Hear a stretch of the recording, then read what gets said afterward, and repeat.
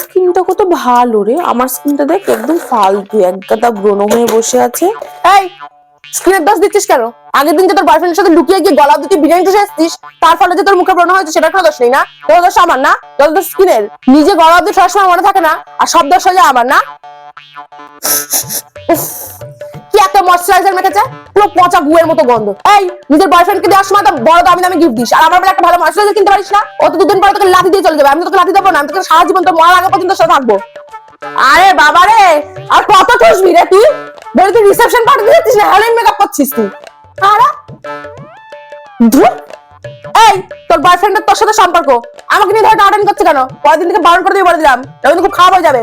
এই মোনা, এত রোদের মধ্যে ছাতাটা নিয়ে যা, খালি ছাতায় বেরোস না। না না, আমি কোনো ছাতা পাতা নিতে পারবো না। হ্যাঁ, উনি ছাতা নেবে না, ওনার ফ্যাশন নষ্ট হয়ে যাবে। তারপর যখন আমি রোদে পুরো কালো হয়ে যাবো, তখন বলবে কি আমার স্কিন ভালো না। এই তো আছে, সব দোষ খালি আমার। এই আমি কি গিরিপিগ নাকি? তোকে বলেছি না আমার উপরে কোনো এক্সপেরিমেন্ট করবি না। আজকে চাল, কালকে আটা, কালকে ময়দা, কালকে বেসন, সব মাখতে থাকে। এইদিকে বলতে থাকিস সেই proud of my skin colour, আর লুকিয়ে লুকিয়ে ফর্সা হওয়ার জন্য এটা ওটা মাখতে থাকিস। হ্যাঁ, দোগলা ইনসান কাইকা।